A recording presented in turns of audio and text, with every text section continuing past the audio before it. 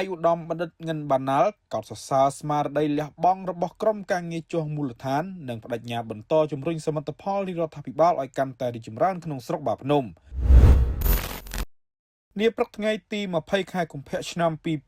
2026ក្នុងសមារតីរួបរวมសាមគ្គីដើម្បីបម្រើប្រជាជននិងការអភិវឌ្ឍមូលដ្ឋាន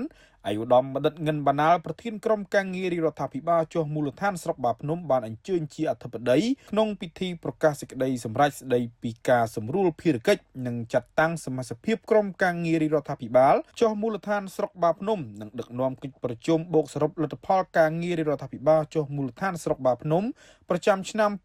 2025និងលើកទិសដៅអនុវត្តបន្តឆ្នាំ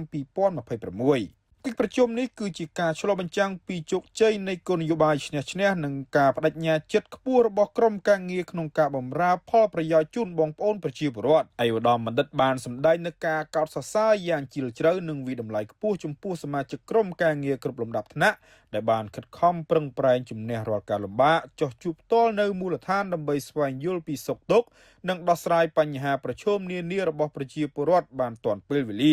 ស្នាមញញឹមនិងការទុកចិត្តរបស់ប្រជាជនគឺជាសក្ខីភាពសបញ្ជាក់ពីប្រសិទ្ធភាពនៃការងារដែលក្រុមការងារបានលះបង់កន្លងមកទន្ទឹមនឹងការផ្ដល់ការលើកទឹកចិត្តឯកឧត្តមបណ្ឌិតងិនបានណាល់ក៏បានជំរុញឲ្យក្រុមការងារបន្តពង្រឹងវប្បធម៌សាមគ្គីភាពនិងបង្កើនសកម្មភាពចុះមូលដ្ឋានឲ្យកាន់តែសកម្មថែមទៀត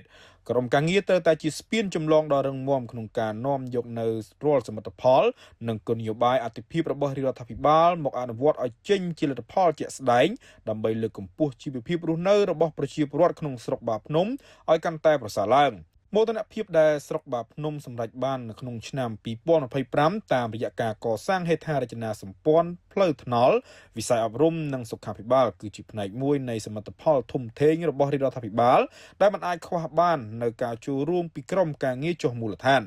ឯកឧត្តមបណ្ឌិតក៏បានអំពាវនាវឲ្យក្រុមការងារទាំងអស់បន្តរក្សាស្មារតីលះបង់ខ្ពស់បម្រើប្រជាជនដោយភាពស្មោះត្រង់និងរួមគ្នាថែរក្សាសុខសន្តិភាពឲ្យបានគង់វង្សដើម្បីបន្តការអភិវឌ្ឍឲ្យកាន់តែរីកចម្រើនរុងរឿងជានិរន្តរ៍